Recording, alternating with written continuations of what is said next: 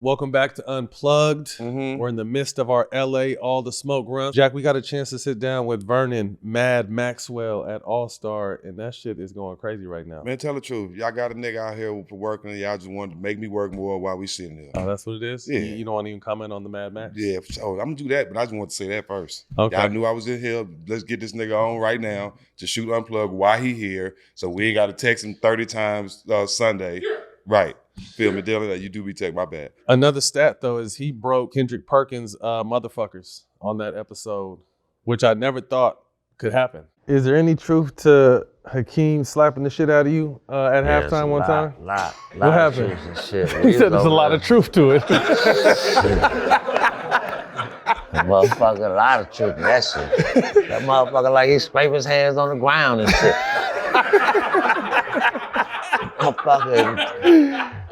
Motherfucker, oh my goodness. That hit me so goddamn hard. We was in Seattle. Every damn thing happened in Seattle. God damn, fuck Seattle. But we was in Seattle, I was mad. I was having a bad first half and shit. We was playing Gary and them. And Sean Kemp and all the motherfuckers, they had a squad over that motherfucker. Double Deuces, Ricky Pierce, they had a squad over that motherfucker. Dana Barrels, they had a squad. They just had a bunch of motherfuckers can play. So Derek McKee, then goddamn, I'm having a bad first half. I'm goddamn, you know how long that fucking walk is from Seattle to the locker room. Yeah. It's like motherfucker walking fucking this shit. Around the block. Around this damn building and come back in here. I mean, the walk is so long. Yeah. So I'm mad. When I get mad, I should spit. I'm walking, I'm spitting. And the niggas, Sam sitting up and Robert beside me. Man, it's gonna be all right, Max. Come on, man, you're gonna be okay. Man, fuck this shit. Man, these niggas ain't giving me the ball. This nigga won't pass the ball, man. Fuck this shit. So Dream behind me, and Dream like, Maxie, what the fuck is you doing? That shit's not professional. Don't do that shit. Stop that shit. I was like, Dream, man, fuck that shit, man. I'm tired of you too. And why would I say that shit there? I shouldn't have said that. Because he came in and put his goddamn hands, big old hands on me. In the locker room? Oh man, he slapped the shit out of me when I sat down. Coming from the back? Oh man, way from the back. He slapped the shit out of me so hard. I mean, I thought a motherfucker punched me. He slapped the shit out of me. Man, them big ass hands. Shit, that man slapped the shit out of me, man. Then it killed me. But hey, but knowing you had to do, what'd you do? Well, You tried to get yourself together. He's like, well, I'm glad you asked.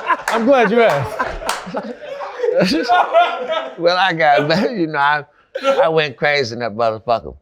Everybody was running and scrambling. Yeah. I tell you that. There's a lot of motherfuckers scrambling in that motherfucker when I got there doing I was doing.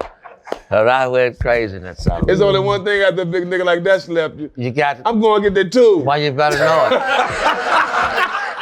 But while we was on the road, we way all the way across the country. We all got there, we way over there in Seattle.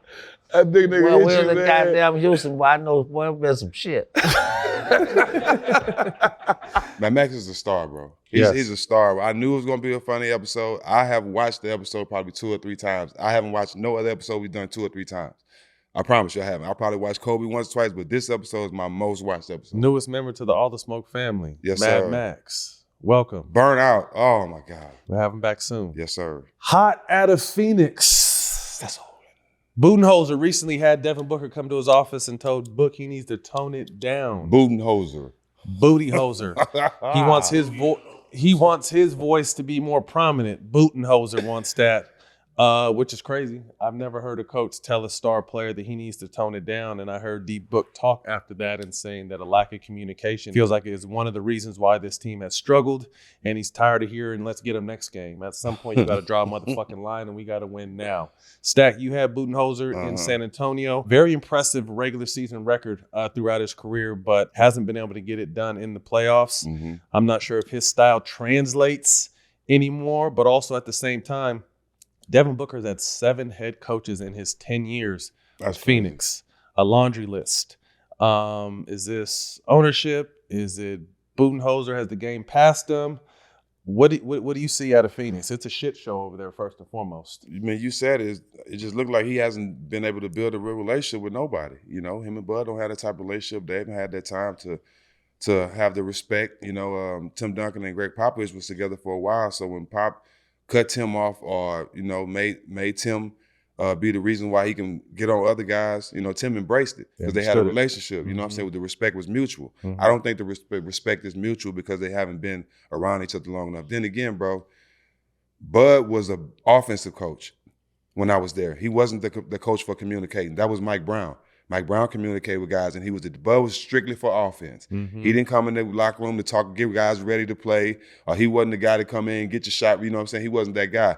But he's still a great coach because he came up under Pop, and he had some success in the league. But to say this for Devin's, for Booker's point of view, it's impossible for him to even sit there or even want to grow with this team when you don't have a coach that you can build with, because that's where you really get your confidence. When I talk about Don Nelson all the time, like I bounced around too and played with different coaches, but that's why he's my favorite, because when I got there, I was able to spend some time with him, and he also gave me that confidence.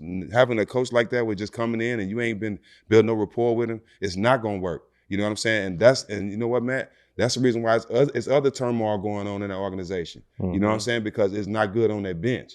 And I can see all those guys trying to get up out of there. You know, obviously Ishbia's idea to bring in Bradley Beal on a no trade deal, I think that clogged up the whole entire trade deadline for this Phoenix team. But not that Bradley Beal is a bad player, because we definitely know he's not. But it was just from the outside looking in, we knew you're bringing in 3 straight scorers, that wasn't going to work.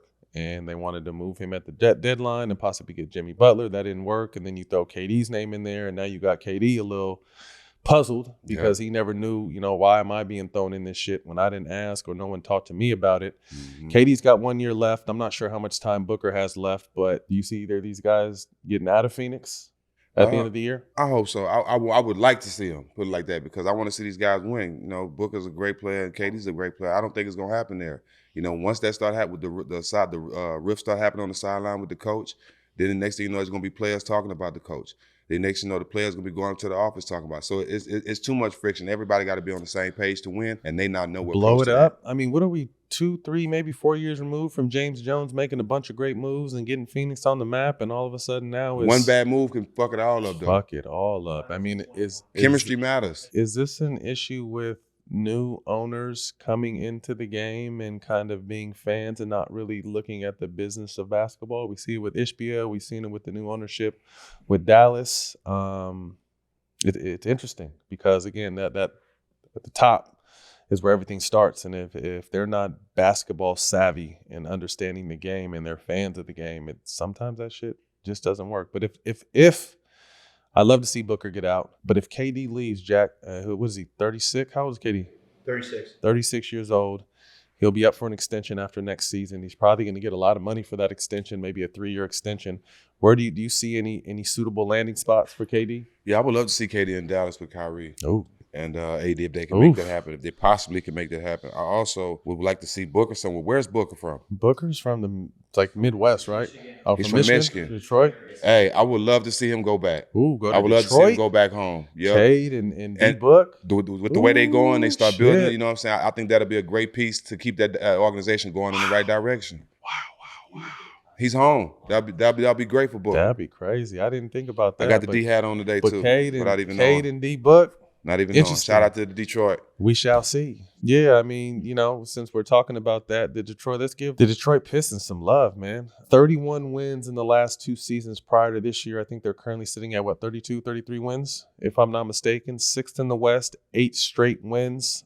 Cade Cunningham is odds in for most improved player. What have you seen from this team, Jack? I mean, top 10 in scoring, top 5 in assists. Beasley has been a big addition to this team, averaging 16 points, shooting over 42% from the three-point line. One of the Thompson twins is there making his presence felt. Thoughts on Detroit and JB? Shout out to JB because I thought an unjust firing from Cleveland, right? He was had a season solid over in Cleveland, gets fired and heads on over to Detroit and completely has changed his team around. You have a bunch of guys on that team. You can tell they all playing for something. Contracts, and that's just what it's like, you know. And you know, contracts where the guys are playing for respect. You know, with guys that don't want to be on a sorry team, don't want to go through what they went through last year. Like, you can tell whatever it is that everybody on this team is playing for something. Even the coach, he's coaching for something. Right. You know what I'm saying? For what they did him last year. So I think I love and I would love to be a part of stuff like that. You know what I'm saying? Because we have a reason. The pride is there. The passion is there. And that's why they're having success, along with Cade Cunningham showing that he belongs to be talked about in the top players in the league. Also, since we're talking about Detroit, Asar, one of the twins, been balling, man. He's been playing. I think defensively, him and his brother are probably the two best defensive players in the league, and the effort that they give. What do you think about both of them? I love those kids are Northern California kids. I think they're from Oakland, if I'm not mistaken. They took the overtime elite angle. Yep. And obviously, you know, being twins and me having twins of my own, it's just fun to see them do what they're doing. Two of the most athletic, explosive guys in the league. Play with high energy. And again, big part of the rotation in Detroit. Mm-hmm. And obviously another big part of the rotation in Houston. So he crossed Tatum and made Tatum part of the day. He turned Tatum around. Yeah, this is interesting. I remember seeing this a while ago, that the Thompson's twins' mom made them commit to this, just kind of accountability as far as push-ups, sit-ups, calf raises, reading, just being productive young teenagers at the time, and they stuck with that, and now we see these guys, and I think their second year really starting to come out of their shell and being major players in this game, man. So I'm happy for JB, I'm happy for Cade, I'm happy for Detroit. Detroit has been struggling for a while, and you know, the fact that they've done this the right way through drafts and free agency, and got a coach that they really like, and the players have bought into. If they can land a Devin Booker, look out. Will we see history one day where the twins are both first team all defense? That'd be dope. That'll be crazy. Yeah, this is interesting. Again, these guys played, OTE, and along with, I think, Rob Dillingham and who's the other guy? Sar took the OTE route. And we look at college basketball and all these crazy, stupid-ass rules with JUCO players that could play 2 years and then still come in and be freshmen, and now they're giving people 5 years. And this Alabama team is #1 in the country, but they have a 26-year-old and a 25-year-old. Like, this shit is crazy. But I say all that to say is there's just so many different lanes to the NBA now, whether you want to do what, Brandon Jennings did and Melo did and go over the water for your 1 year and then come back and do your thing. If you want to actually go to college, but the way college is a mess right now. And then obviously OTE, shout out to OTE and what they've been able to create over there and the kids they've give opportunities to. But it's really interesting. Jack, as someone who came straight to the league, do you see the league in the next few years kind of moving that rule and allowing kids to make that jump again? I hope so. I mean, college is very, very beneficial for a lot of kids now. But, a lot of people still don't want to go to school. You know what I mean? And that's just what it boils down to. Right. If I can make the money and not go to school, because then again, you got so many young black millionaires now that's making money, and they didn't get their skills or their talent from education. Mm-hmm. They sitting at home, sitting in front of a computer, making vlogs and stuff like that. So definitely you should be able to go to, my thing is if you can go to war at 18, you should be able to go play basketball in the sport to take care of your family at 18. Amen with that. What up? This is Matt Barnes, one half of All the Smoke, and I'm really excited to announce our new partnership with StockX for 2025. You already know how particular I am with my shoes. That's why I rock with StockX. They have access to all the early releases. Doesn't matter if you're hunting those rare Jordan 1s or trying to find the latest drops. StockX is your bridge to sneaker and streetwear culture. Plus, their market data lets you know exactly what everything is worth. I've been collecting all the Travis Scott Jordans, but now with StockX, there's price transparency. No more guessing what's fair. You see exactly what things are selling for. Hit StockX.com right now and level up your collection. StockX, now you know. This episode is brought to you by Captain Morgan, America's #1 spiced rum. This is the season where underdogs rise, brackets break, and every shot can turn players into legends. Some stories are written on the court with buzzer beaters and game-winning plays. But other stories are made off the court, when you and your crew follow the captain within and turn every party into legendary moments. So grab your crew, grab a captain and cola, and make it a story worth telling, because legends start when you follow the captain. Visit followthecaptain.com for more. Please drink responsibly. Captain Morgan Original Spiced Rum, 35% alcohol by volume. Captain Morgan Rum Company, New York, New York. Recently, LeBron James was asked about Anthony Edwards' comments about being the face of the league and who is and who isn't and who would want to be. Let's take a look at this clip. And see, he ain't trying to deal with that. And, I mean, Channing Frye said it the other day, too, like, I mean, it's unfortunate, but, like, I don't know, why do you want to be the face of a league when all the people that, you know, that cover our game and talk about our game on a day-to-day basis on everybody? I mean, that responsibility, it's just weird. It's weird energy from the people that, you know, I don't know. But Channing, he said it. He said it perfectly. Couldn't have said it no better. But Ant said he don't want it. I mean, obviously, I didn't ask for it. But I knew there was a responsibility for me, not only to my family, my friends, my community, and whoever that was going to follow my journey throughout my career. Not only in Ohio when I started there, but all over America and all over the world when I traveled all over the world. So I've always taken that seriously and understood from the beginning what being a professional was all about and being a role model was all about. So try to hold that with the utmost respect and honor. And but I feel Ant. I understand. I completely understand. This is weird energy when it comes to that. So. Last question. Appreciate it. Jack, thoughts? I kind of look at that both ways. There's a lot of people that are covering basketball that talk about the game that never played. So I agree with them. They say some wild shit. But then again, to whom much is given, much is required.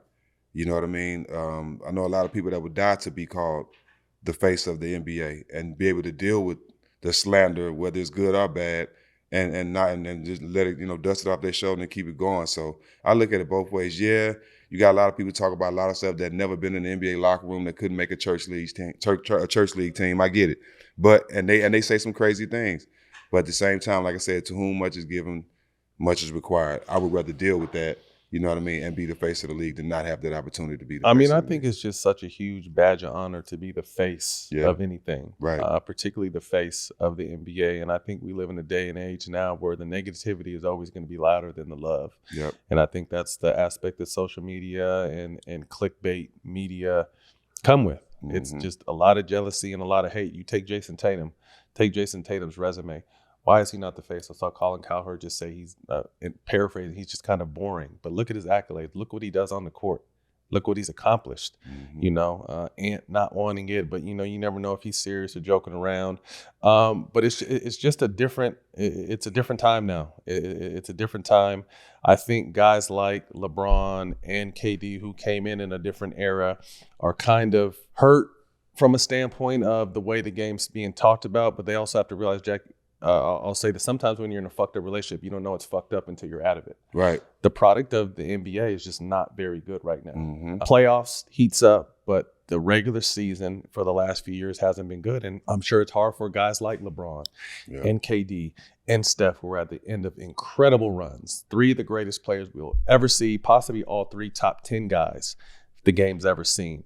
But towards the back end of their career, not towards the end of their career, like the product, this newer age is coming in with a different vibe and like KG says, a newer lens, and it's just not the same thing. But sometimes I think if KD and LeBron were able to take a step out of the situation and take themselves away from the current game they're in and they love and kind of look at what it is on a day-to-day basis, they would understand what the outside people are looking at. I don't ever recall when we were playing that people were saying this is a bad product. Never. I don't recall that. I mean, late 90s, early 2000s, the game was the game, and it was incredible. So, again, I get where he's coming about. You know, and like you said, a lot is given, a lot is going to be required, and the hate will always be louder than the love. But I just think it's such a huge honor to be the face of the league, and to me, I think Jason Tatum should be at the top of that list. There's a lot of international players that are on that list, and obviously Anthony Edwards getting his mind right.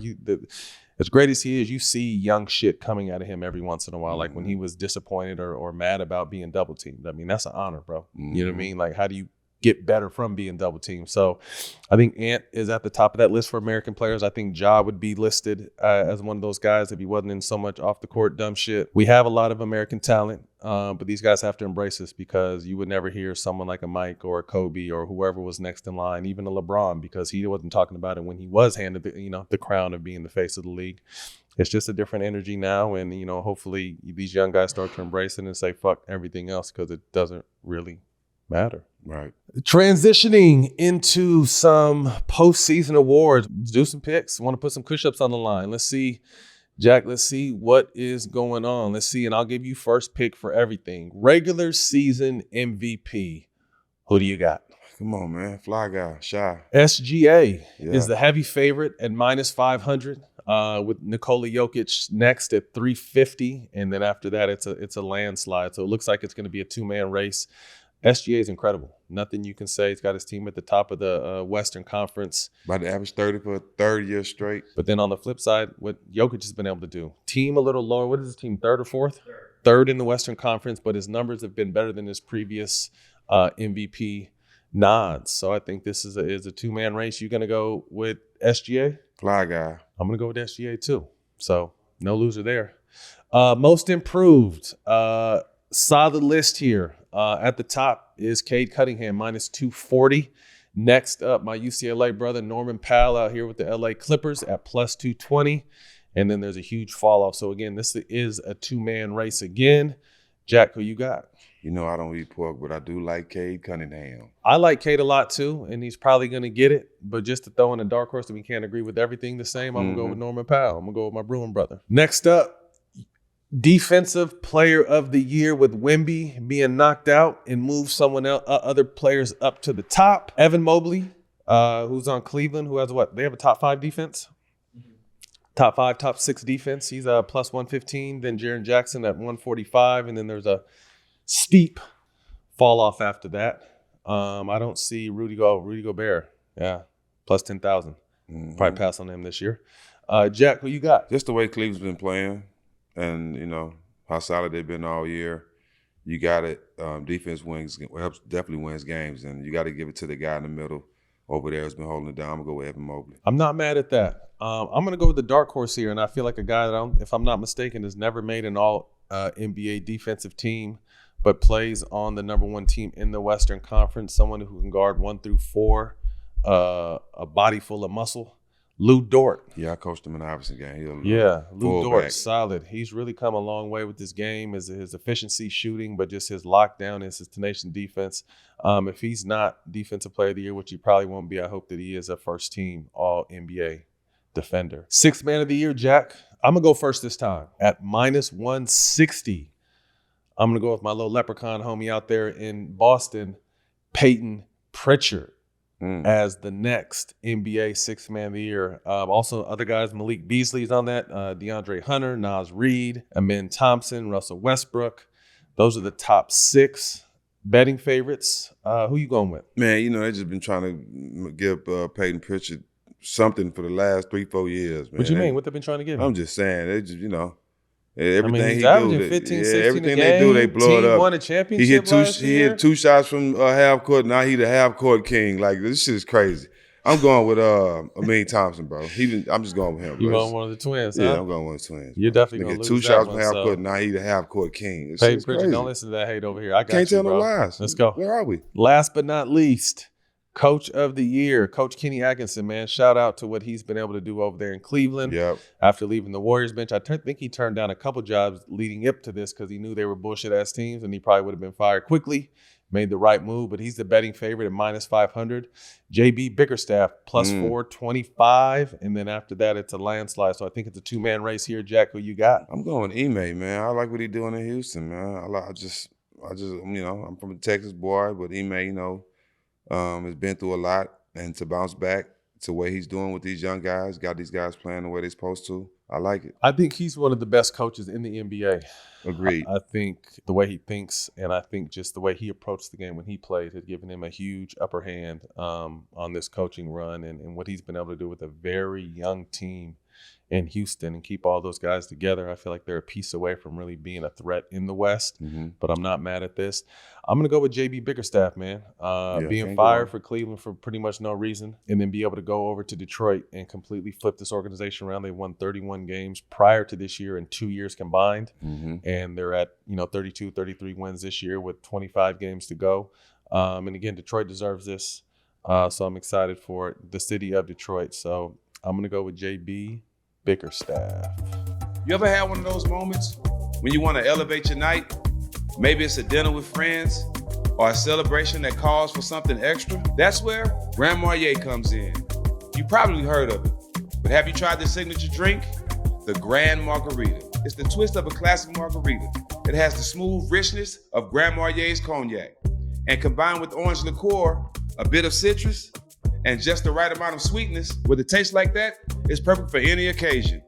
Whether you're chilling at the crib or out with friends, a Grand Marg remixes a regular cocktail into something extraordinary. Don't just settle for a good cocktail when you can have something grand. It's about making your next drink one to remember. So when you're making your next margarita, remix it and make it grand with Grand Marnier. Grand Marnier liqueur, 40% alcohol by volume, 80 proof. 2025 Campari America, New York, New York. Drink with style, drink responsibly. This episode is brought to you by Boost Mobile. Boost Mobile is now a legit nationwide 5G network. I know we stay joking, but let me take a second to put on my serious voice. Because this isn't a joking matter. Me personally, I would never joke about a 5G network that has invested billions in building 5G towers across the country. Me neither. Not even once. Me neither. Feel me? Boost Mobile is now a legit nationwide 5G network and also provides coverage across 99% of America. Seriously. Visit boostmobile.com or your nearest Boost Mobile store for more information. The Boost Mobile network, together with our roaming partners, covers 99% of the U.S. population. 5G speeds not available in all areas. Check this out. Deli Boys on Hulu. Two brothers, Raj and Mir, are living up the high life. Not a care in the world. When their old man dies, it all vanishes. Poof. And they find out he just didn't own a deli, but he was a drug kingpin. And they're like, what the? Throw in the ruthless aunt, some guys that want to kill him, and keep their dad's drug business going. Sounds amazing, right? Deli Boys, premiering March 6th, streaming on Hulu. I got a chance to sit down with one of the most legendary photographers in the game. Has caught your favorite players for the last 30 or 40 years. Take a look at my sit-down interview with Andy Bernstein. I'd like to welcome to the show, one of my favorite photographers, a guy that's been in the business for 40 plus years and just retired. I couldn't believe I heard the news. Welcome to the show, legendary Andrew Bernstein. Thank you, Matt. Appreciate Good to see you. It's been Good a to see you minute. too, So man. you've officially retired after 43 years? Yeah, it took a little while. I mean, 4 decades. Will we see an MJ return at any point? Or are you done? No. I went to see my back specialist, and he said, I think you got to walk off the court while you still can walk off the court. No, my back was a mess, and I've been struggling the last few years with the traveling and just the schlepping around. It's a lot. And, I still love doing it, and I left when I felt it was time to go. But the NBA was great about sort of weaning me off the court, less road games. I was doing like every third game at home, so it was a good time to go. 43 years and around all sports, not just NBA. We were talking before we got on air about, my team is the Niners, and you're talking about I go back with Montana and Rice and Steve Young at the old Candlestick Parks. I mean, what got you into photography, but particularly sports photography? Well, as a kid, I was 14. My dad bought me my first camera, and I wasn't interested at all in photography, but we took a trip to the western United States. I grew up in Brooklyn, so the furthest west I ever got was New Jersey. So when I got to see, the Grand Canyon and Yosemite and all the great national parks, and he taught me all the basics for photography, but, his film cameras and all manual stuff and all that business. And I had to just learn on the fly, and I just took to it.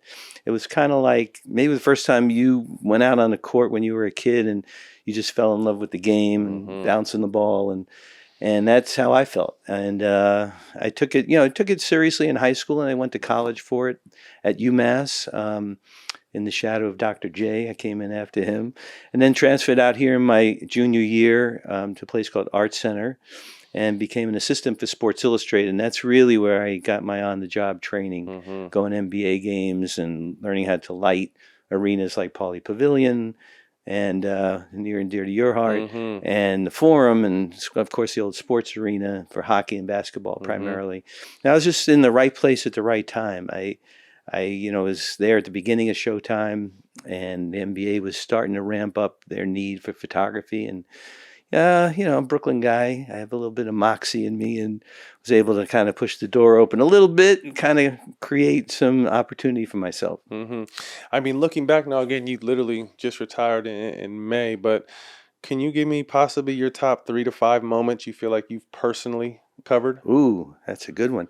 Well, I mean, NBA wise, I could give you a million of them, well, probably 50 of them. But, I was there for Kirk Gibson's home run. I was working for the Dodgers back then. Okay. And that was monumental. 88. Yeah. Game 1 of the World Series. I felt like literally that the stadium was going to crack in half. It was so unbelievable. And then, Jordan's first championship, which at the time was pretty monumental because it took him 7 years to get there, but none of us knew, of course, that he had 5 more coming.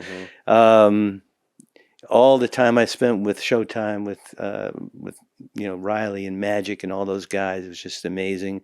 And of course, I was with Phil Jackson for all 11 of his championships. Wow. So I was the first guy always in the locker room. I remember this like it was yesterday. And the first year we won with the Bulls, I'm the first guy in the locker room, champagne, the whole thing. And then he sees me in there. Phil always knew what was going on in his locker room. Second year, I'm in the locker room, first guy in, he's giving me the eye. Third time in, he goes, "This is going to become a habit, huh, Andy?" I said, "Well, I hope so, Coach, because I love coming in here."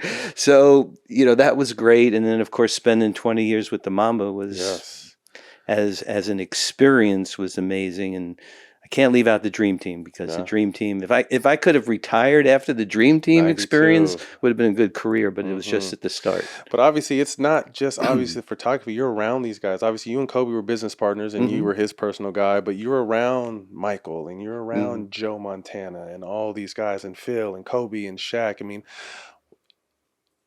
what was that experience like? You were around the greatest of the greatest across the board.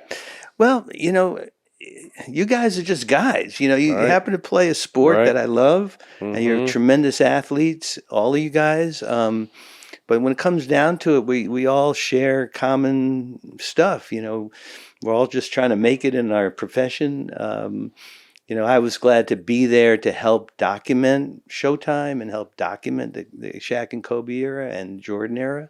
And I think there was some appreciation of that, I guess, that some of my photos tended to sort of live on. But I just love the one-on-one conversation. I mean, you and I had, I don't know how many conversations in the locker room and after a game or practice or on the bus or whatever. And that was the most fun, just hanging with the guys, really. Talk to us about when you first met Kobe and how the relationship lasted a lifetime. Well, he was quite a phenomenon coming out of high school. Although, honestly, I don't know about you, but like being in the West Coast, we didn't hear that much about him. I mean, he's a kid out of Philadelphia, suburban Philadelphia. The Lakers made this crazy trade with beloved Vlade Divac going to Charlotte, and then if you remember, Vlade threatened to retire, which would have kiboshed the whole trade. But somehow Jerry West was able to make some magic, and here this kid comes out. He just turned 18 years old, and he's in front of me on media day. And you know what media day is like? It's like chaos. It's like a giant circus, sets all over the Laker gym, and you guys have to go from one set to the next, doing an interview and a photo shoot and a marketing thing and whatever. And he came on my set and for his first headshot in the Laker uniform.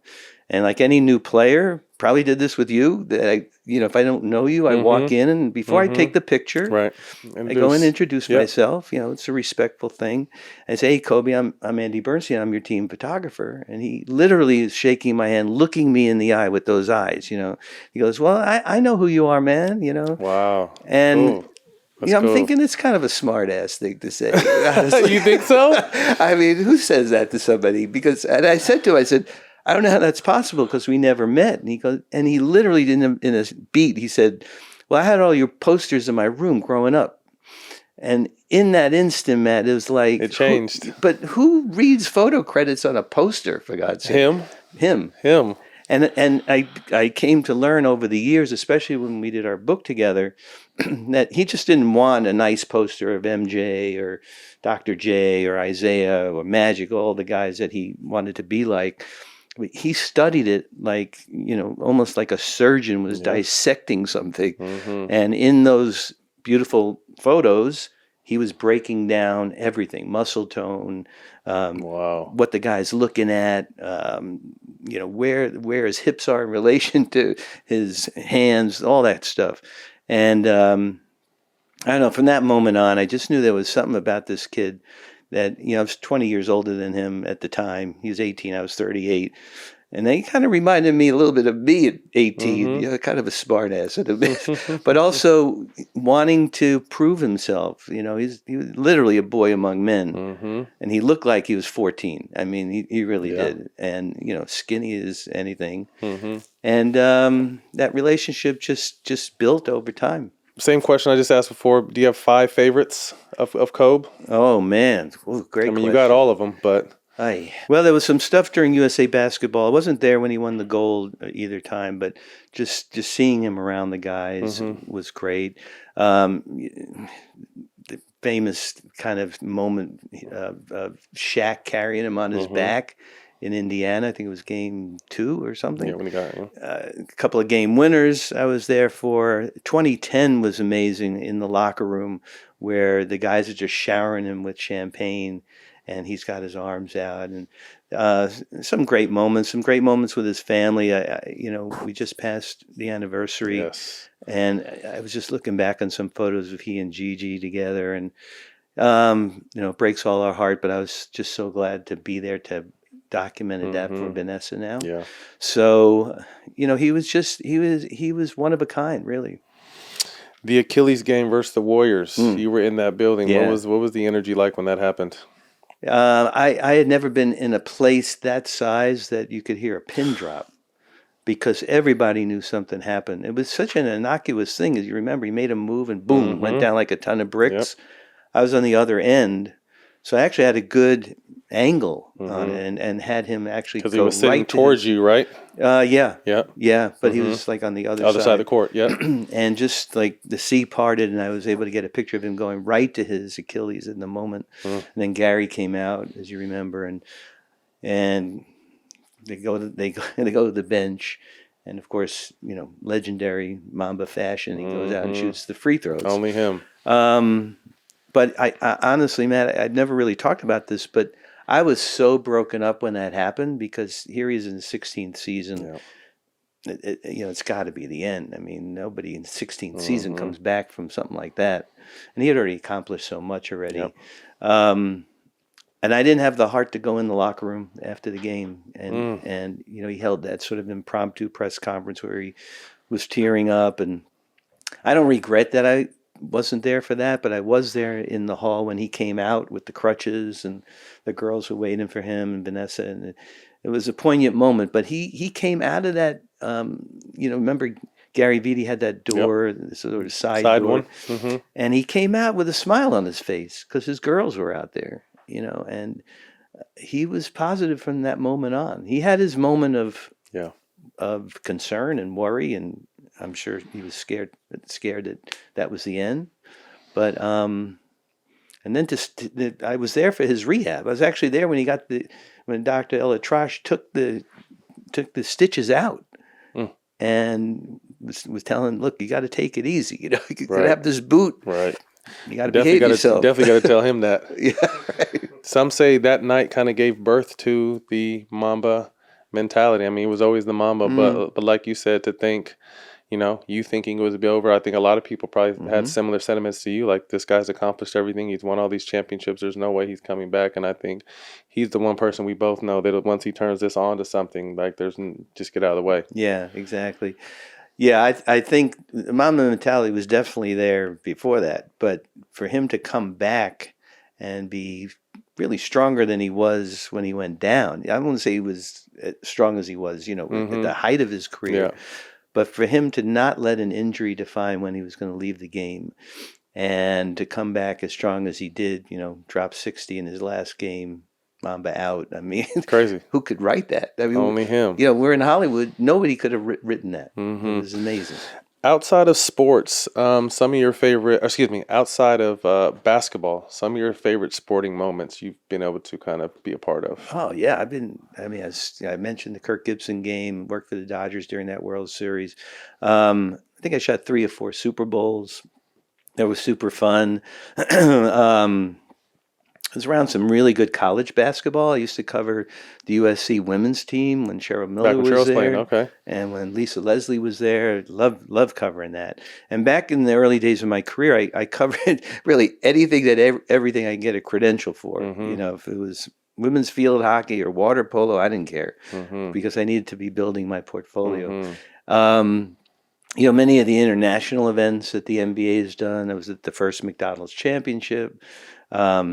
Being in the NBA bubble was quite Yeah. the Were experience. you there the whole time? I was there 53 days.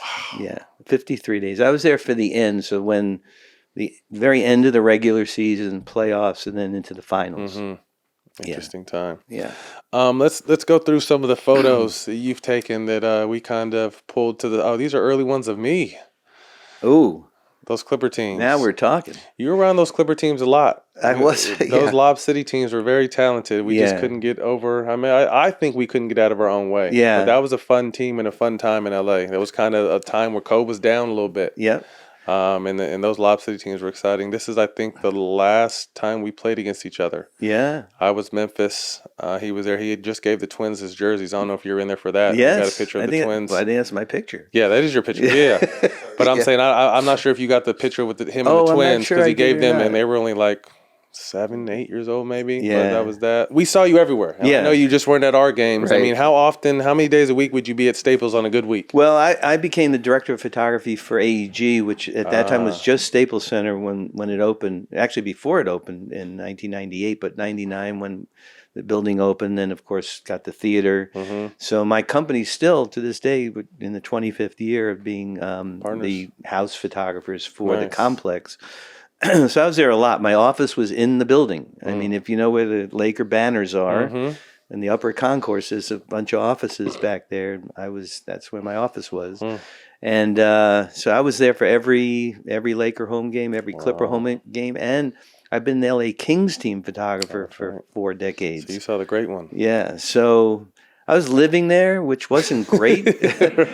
Not conducive to family life when you have kids growing up at Right, home, you know. right. And then when I'm not there, I was on the road. Yeah. So That's a tough life. I mean, you mentioned at the yeah. end that grind is what kind of pushed me away from the game. I felt like I was missing so much Yeah. time, and I mean, your schedule was more hectic than mine because I just had to go on mine. You have to go cover the entire, realm of the league. So yeah, no, the NBA was great, but they push you. They and work you. They work you, and for the Grammy trip, for example, when the building shuts down, I mean, I'd be on the road, 2 weeks in a row doing 9-10 games, and then they'd be like, "Oh, well, you have a day in between. Go to Chicago and do that game." I'm like, wait a minute, not take a breather, right? not enjoy your day off. Yeah.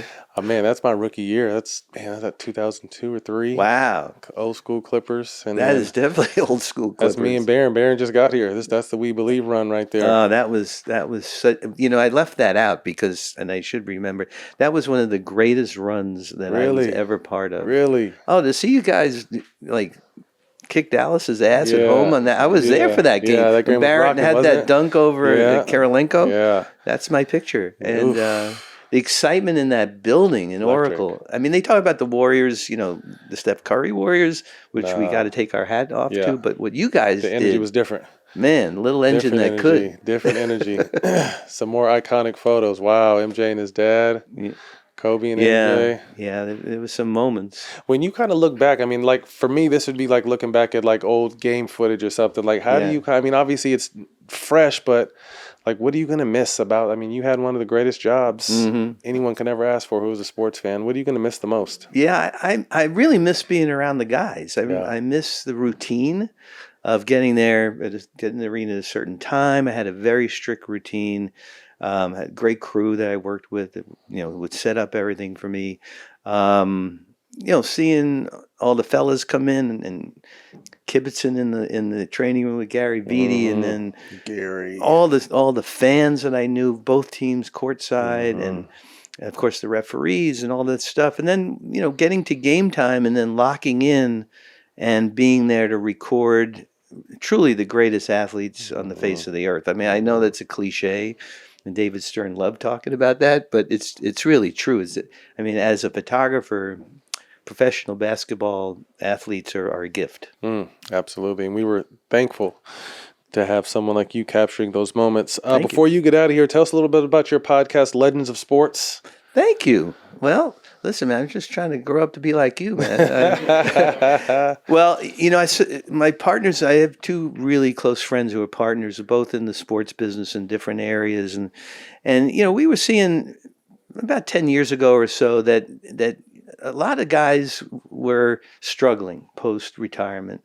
And the spotlight had moved off of those guys. And not only did they not make the big money back in, we're talking like, you know, 80s and early 90s, but they were struggling and they were forgotten about. And we wanted to kind of shine the light back on, not just to the stars, but the guys who might have been part of, you know, if you think about the Showtime Lakers, 7, 8 guys come to mind, but there were like 40 guys who won rings in the 80s that people might not remember.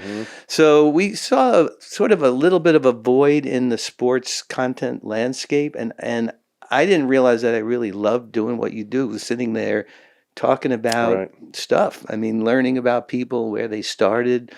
I actually started a show on Time Warner, which was, you know, previous to Spectrum, on the Laker channel called Through the Lens, where I would just sit and talk to a Laker personality, Jeannie Buss, Gary Vitti, James Worthy, whoever, about their career through my photos. And I never thought I could be on the other side of the camera. I never envisioned it, but I took to it. I loved it. And Norm Pattis, the great late Norm Pattis, who owned Podcast One, who you remember sat courtside right in the middle. The guy who always had the program. A crazy Laker fan, became a great friend, and he became a mentor. And he was helping me sort of cull this idea of Legends of Sport. And he calls me over before a game.